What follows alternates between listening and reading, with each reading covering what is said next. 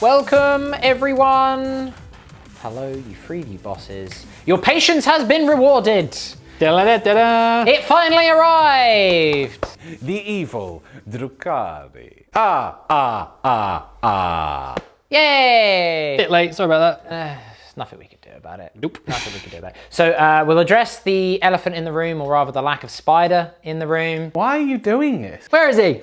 Where you gone? He's on paternity leave. Yes. So he's not going to be here to do this review. However, we wanted to get this out to you as soon as possible because I know a lot of you guys have been waiting for it. Now, Spider is going to do sort of a review on this. He's going to come back for list analysis and stuff. He is also filming next week, both at time of release and time of filming this, a game. So he is going to be doing stuff. He's obviously going to go into some detail there. So he is going to sort of revisit this, but we just wanted to make sure that we could get something out for you guys as soon as possible, ironically. We thought it'd be more pertinent for him to actually do a game. Yes. His time is limited. He's Yes. looking after a human child. Yeah, there is a small human child. So, you know, I don't really know what else to add to that if that's like not good enough. I don't know what to say. But remember that we have play tested this codex. This is what made it very frustrating for us, is the fact that we knew what was in the book many, many months ago. But now it's physically here, so Yes. we can talk about it. And it's really good, guys. It's really good. I would go so far as to say that this book is very near as perfect as a codex can be. Yeah, look, it's like there are. That's Chef saying Yeah, that. there are some aspects which are obviously going to be subjective for you, especially if you seasoned Drukhari players. We will come on to that in a moment. But for me, like from an outside perspective, I look at this book and I go, this book is great. Yeah. Everything is generally got a purpose. Again, we'll come to those. But generally, you would have to try really hard to make a bad list with this book. Yeah. It's not like you can, I accidentally made a bad list. You would have to go out of your way, I think, to purposefully try and make a bad list. Yes. And that's the first good for me, is the book is just so solid. It can do a variety of play styles. Lots of stuff has a place, and it just works really well, and it works thematically as well. You know, I think it really encourages lots of thematic builds, which is just an absolute winner for me, whilst still being really potent. Yeah, and I think anyone that already has a Drukhari army, you pretty much guarantee that all of your existing units are going to have a place in your new lists. There's very little that we're really like thinking, oh, I really should have boosted that thing up. Yeah. If anything, a lot of units that maybe were seen as not being very good before have had some really nice little boosts. Really nice little boosts.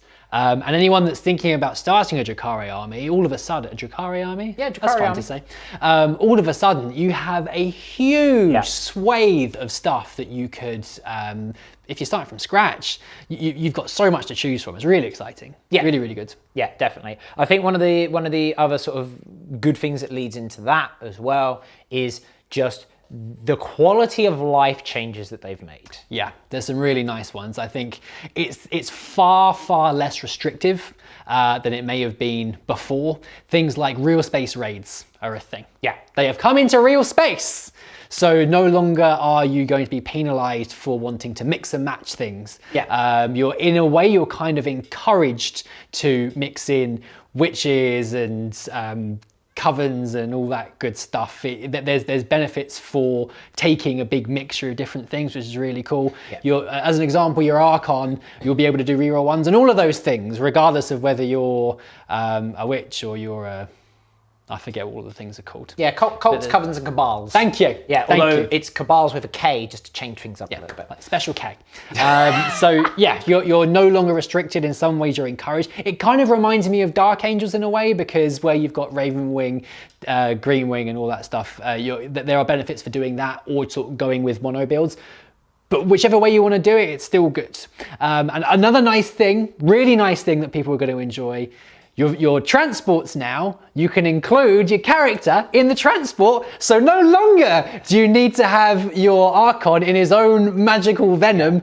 There is 6 slots in a Venom and 11 slots in a Ravager, Raider. Raider. Yeah. So it's you can have your squad plus that extra slot for your character as well. Yeah, exactly. It's just it's little things like that. Yeah. So so with the Real Space Raid, Lightbeard says you're no longer penalised for deciding I want to run my Drukhari army as a Drukhari army.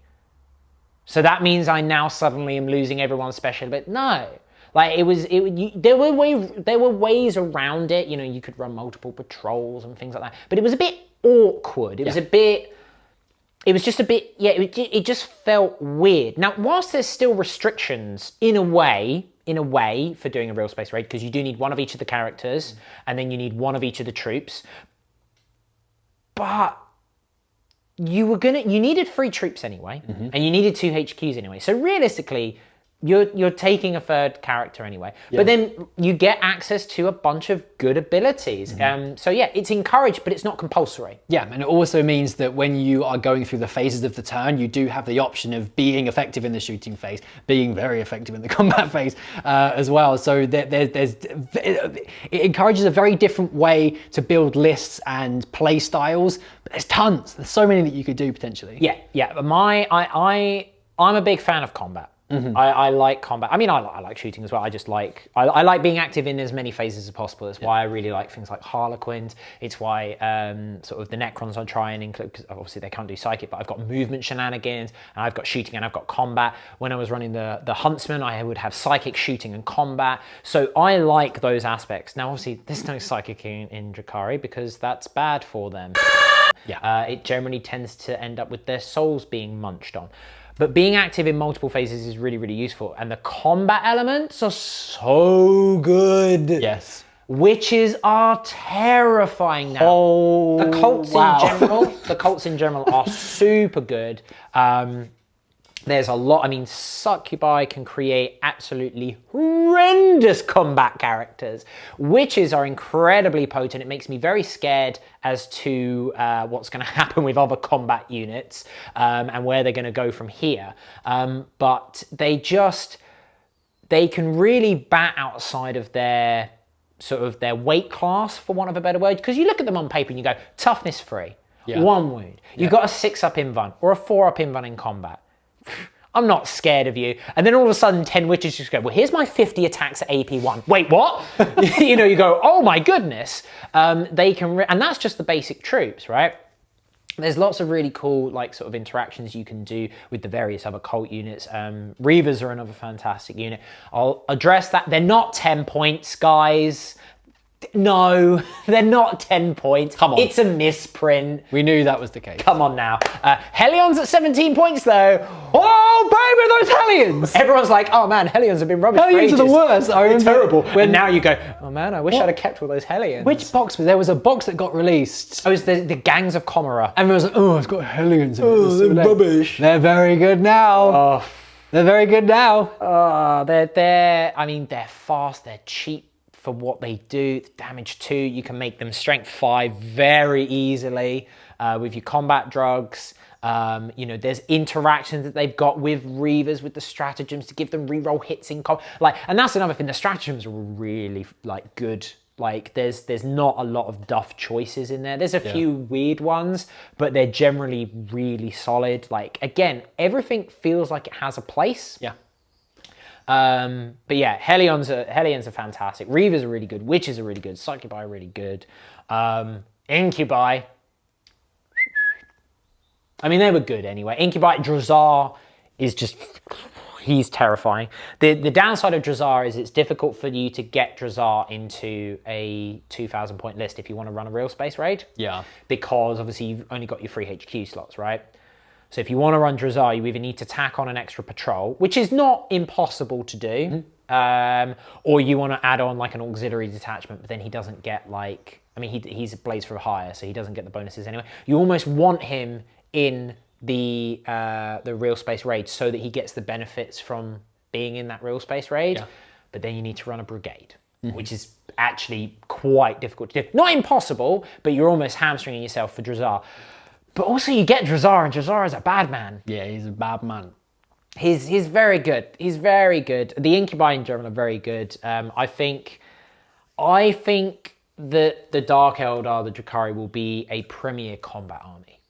They can absolutely do shooting. They can 100% do shooting. But I think if you're going all shooting, you're missing out on, one, a lot of the fun that the army can do, and two, a lot of the capability offensively that the army can do.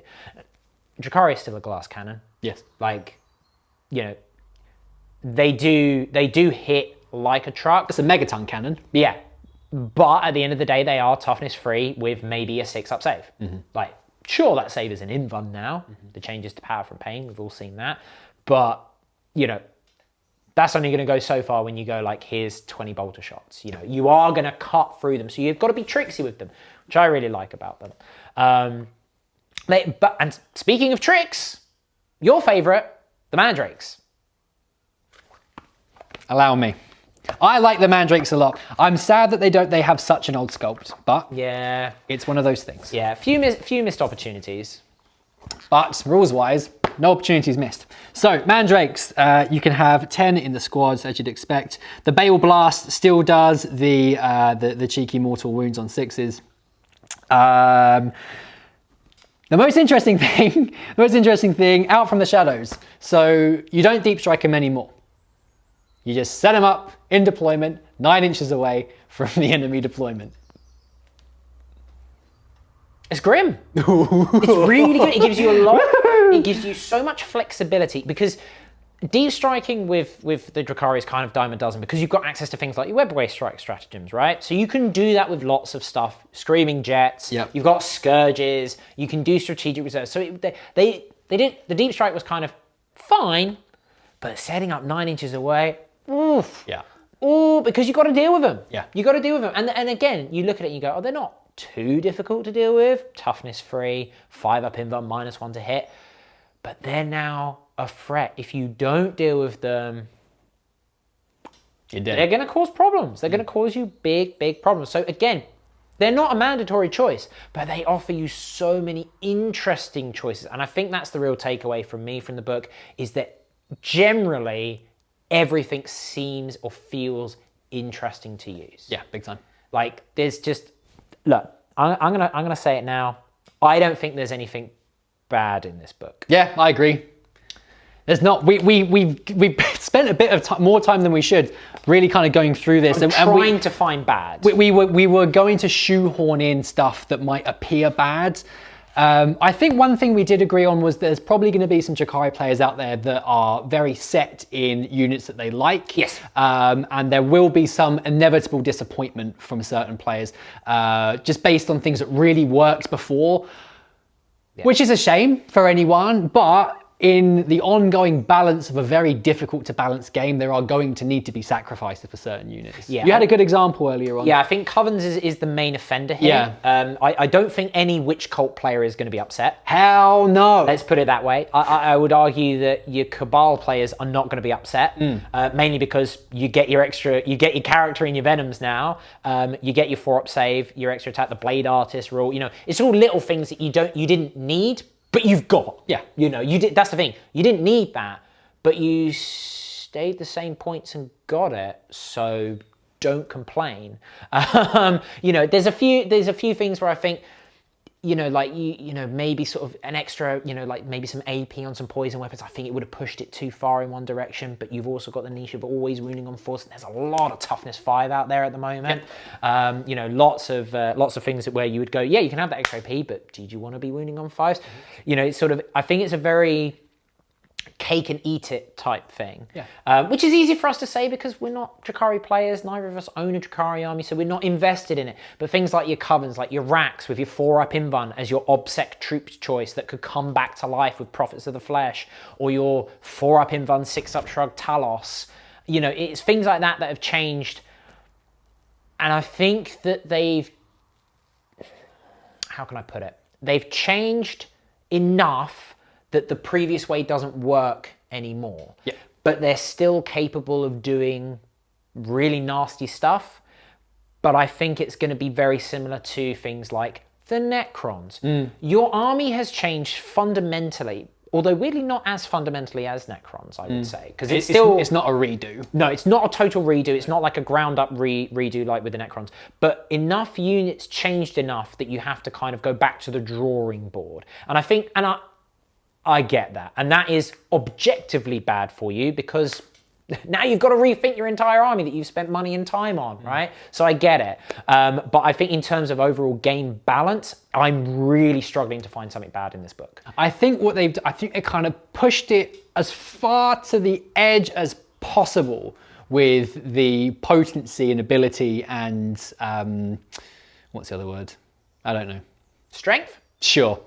Without it going overboard and being too much. Yeah. There's nothing in this book where we think that doesn't make any sense compared to the new codex that we've seen up until now. There's nothing that is fundamentally game breaking about this book, but everything's just really good. Yeah, everything is really good. And I think to add a little bit of extra context to that as well, because obviously you mentioned about what we've sort of seen in books released so far. Remember, guys, we've also seen other stuff. Yeah.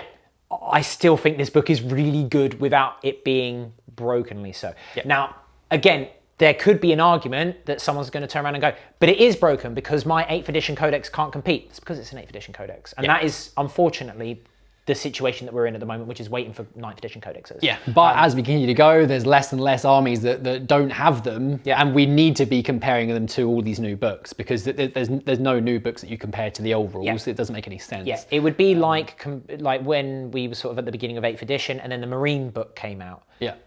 Well, what will we compare? Then the Eldar book came out. So what did we compare it to? The Marine book. Yeah. Because that had been out. There's no point comparing it to the Index because it's completely different. It's a similar sort of principle. The 9th edition books, even though this isn't a redo and like to the level that sort of say Death Guard and Necrons were, this still feels like 8th edition Drukhari, just zhuzhed up a little bit. Yeah. Space Marines feels like 8th edition Space Marines, just zhuzhed up a little bit and tweaked to fit into the 9th mindset. Yeah.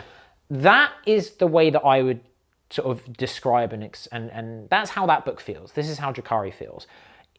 It's not different enough for the most part to drastically require a completely sort of brand new mindset in that regard. Outside of what we mentioned, like Covens, I think may need a bit of a redo in terms of how you sort of play your Covens. But I think it just feels really good without like being in the overall context of 9th edition without being broken. Yeah. Are there some really good things? Yeah. Are there some things that will keep me up at night? Yeah. Are there things that make me go, this is broken and is an auto win? Not really. There's definitely some very strong things, but hey, if it's too strong, that's what updates and FAQs and points erratas are for, right?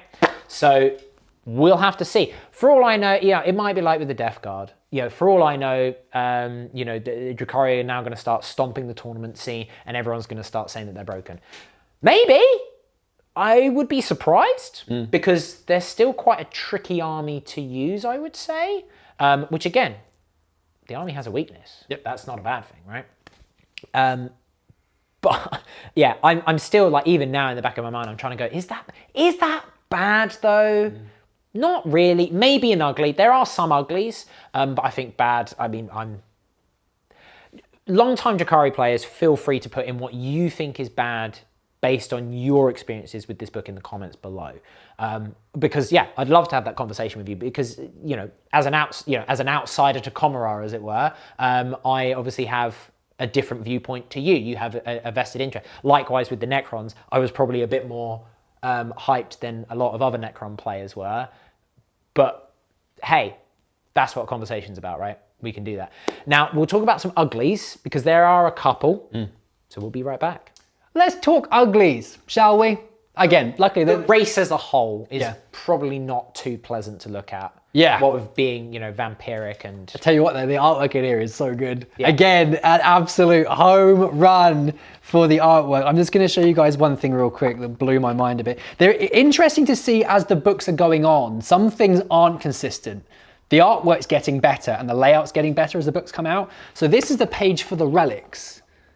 Look at it. They've done drawings for all of the relics. Yeah. It's the best. I really like little things like that. Yeah. Now, you could argue that that is space that could be taken up by more relics.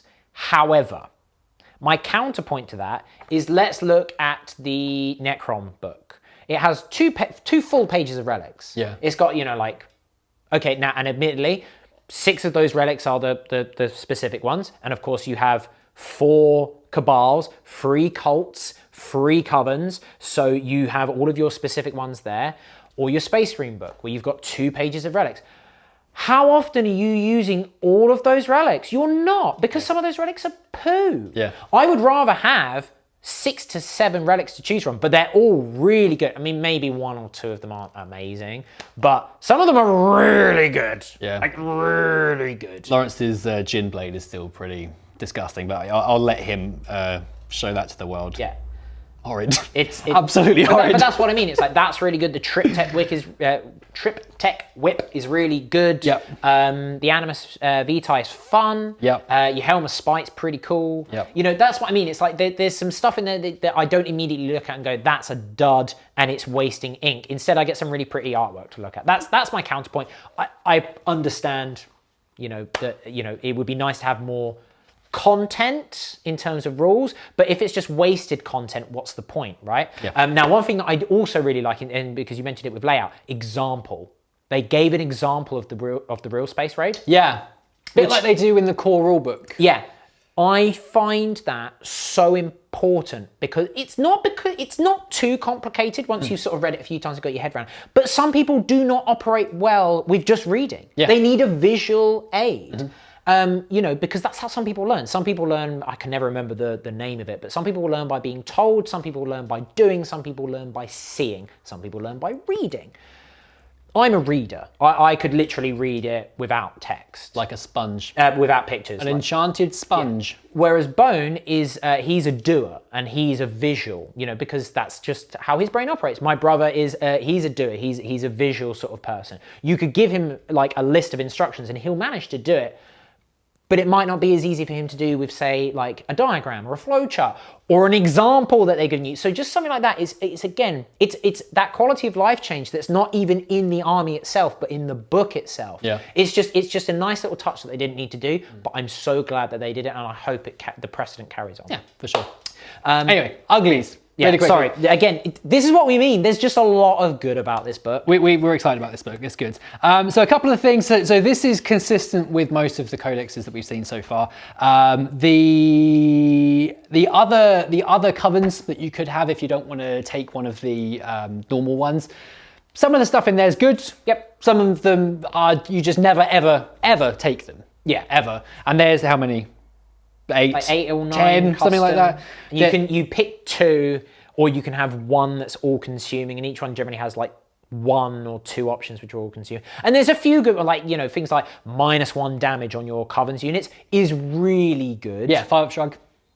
Well, they get that anyway. That's their base. That's their base roll. What was I looking at? I think. Oh yeah, I was there's looking a at cult the other one thing. that gives you 5-up shrugs against mortal wounds.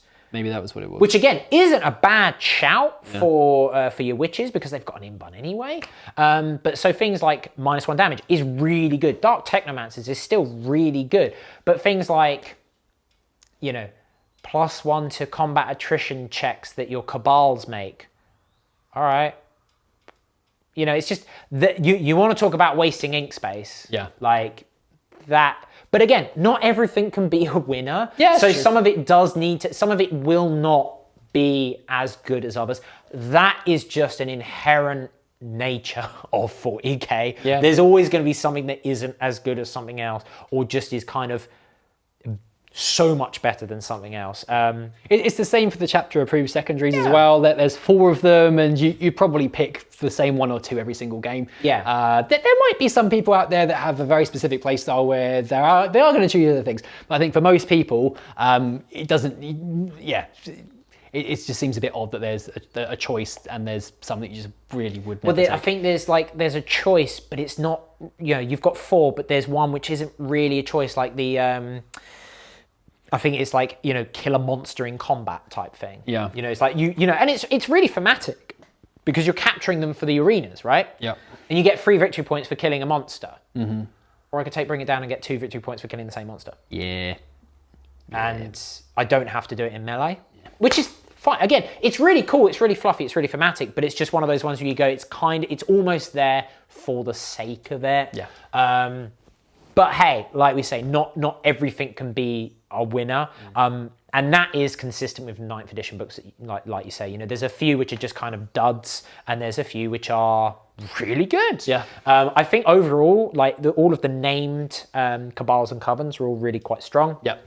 I think you probably will see more custom Covens than you will custom Cults and Cabals. Yes, I'd say so. Because the Covens are a mixed bag. I probably would put the Covens in the ugly, actually. Yeah. Prophets is interesting, you know, healing your Grotesques or healing your Talos, healing your Kronos and your characters is really, it's handy, but it's 1 wound per command phase.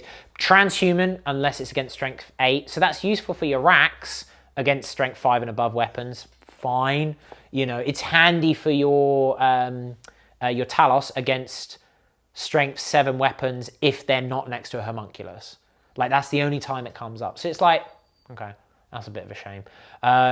You know, the Dark Creed doing like leadership aura things is interesting, but it's interesting. You know, you need to almost build around it. The Coven of the 12, I think, is quite good. Like, flat AP1 in combat is actually really strong because you combine that with your Blade Artist. All of a sudden, you go like, oh, I'm AP2 in combat with my basic Trooper.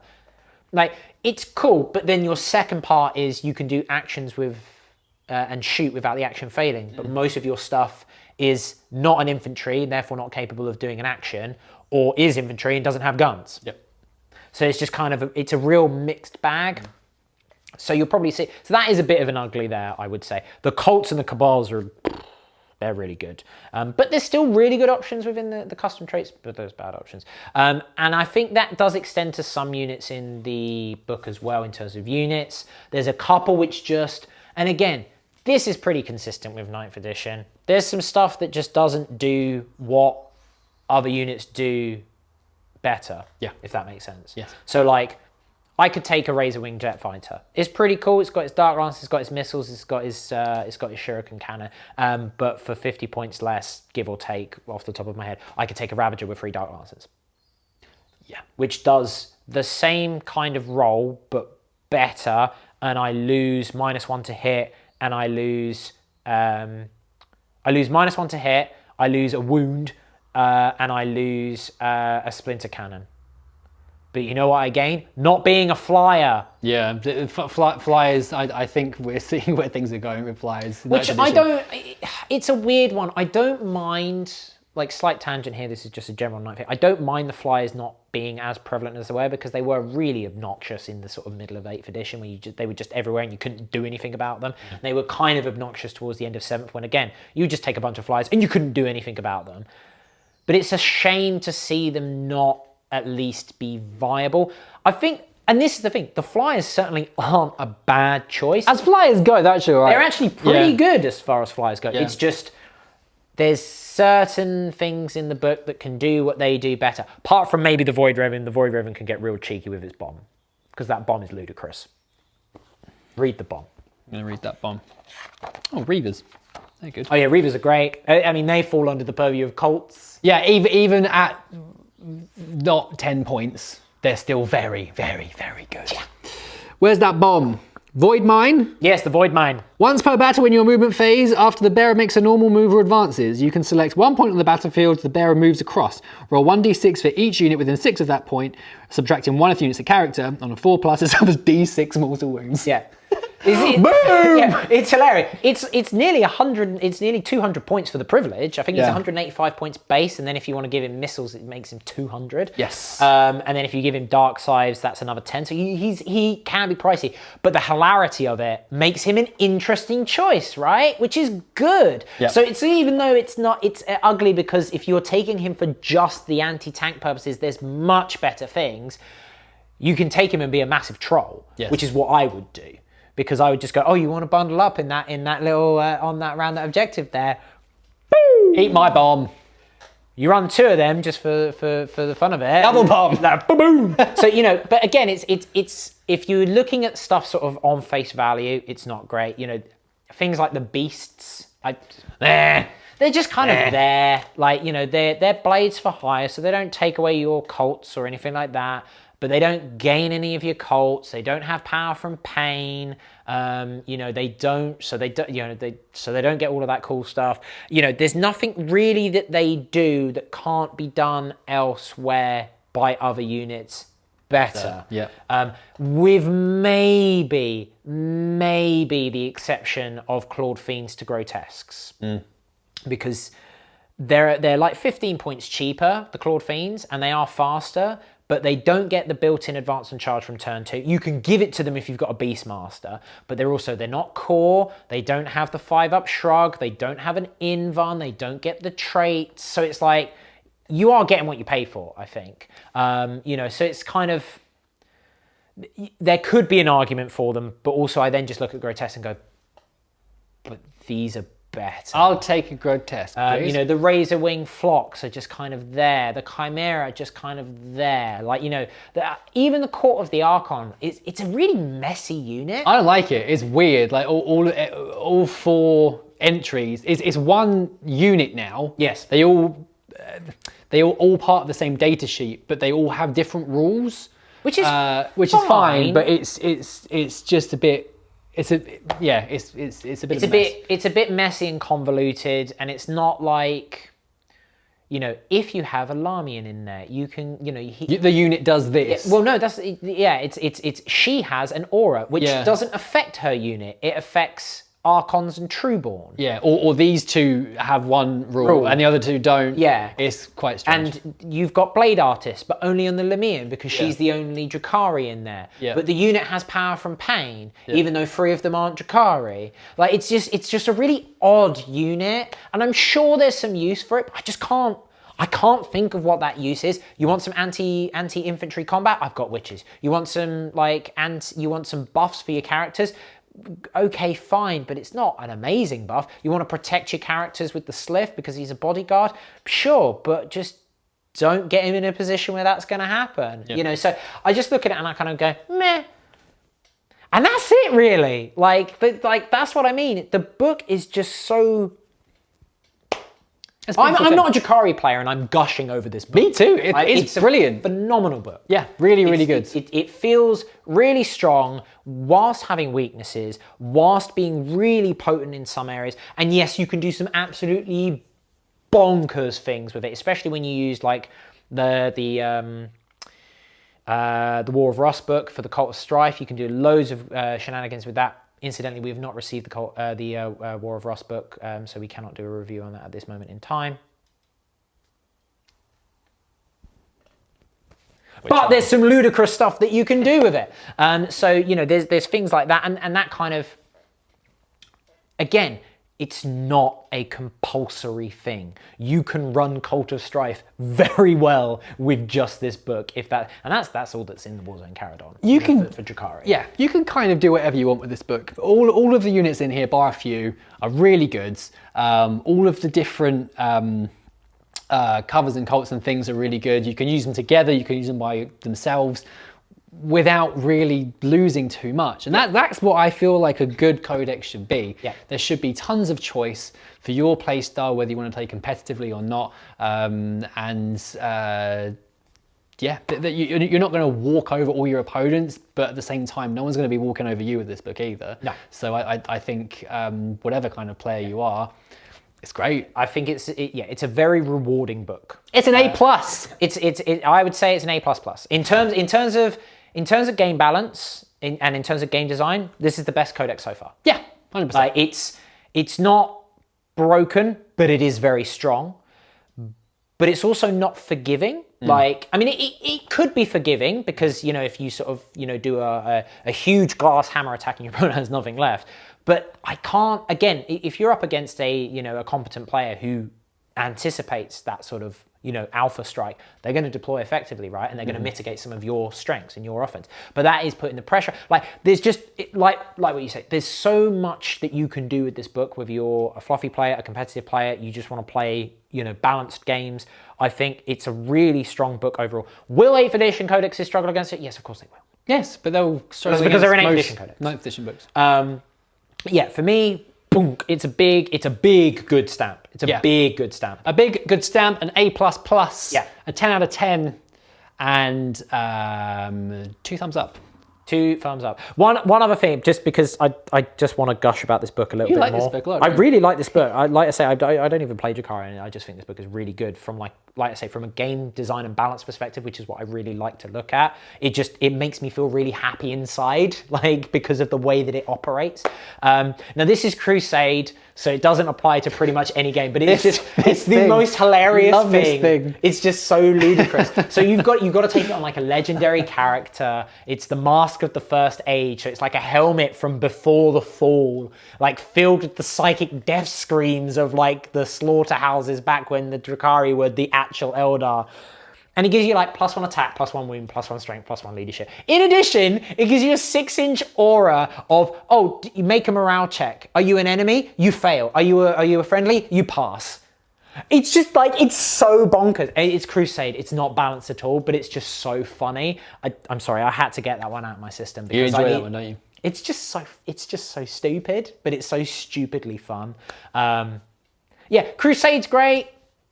Like, it's really good. You can raid like your opponents and take their stuff back to Commorragh and put them in slave pits.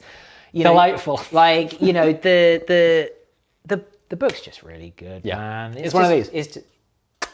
It's just really good. Chef kiss. Yeah, Lawrence will go into detail about it for like the more tactically minded guys. There'll be some list analysis. There will be from him. List analyses. Lawrence will be bringing the Drukhari out to play for sure, 100%.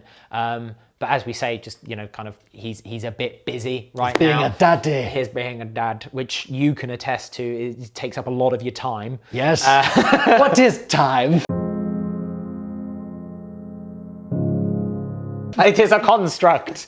You know, so have no fear. Apologies if you were expecting the spider, but then, hey, you've made it this far, so clearly we're saying something right. And, you know, the good, bad, and uglies are just those sorts of initial first impressions to get them out there. The in-depth stuff will be coming later. Watch this space. And thank you for joining us. Yes, apologies again that this is so late. Absolutely zero we were able to do about it, but hopefully things will change going forwards. We'll do what we are able to do. Thank you for watching.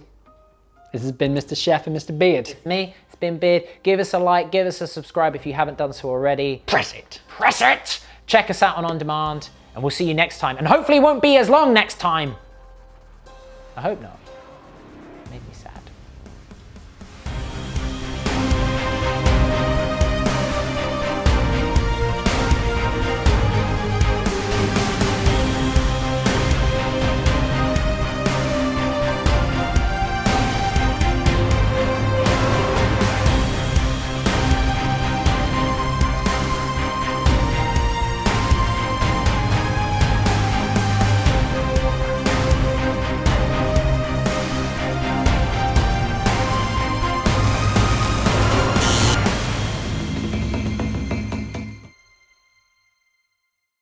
I don't know what to say.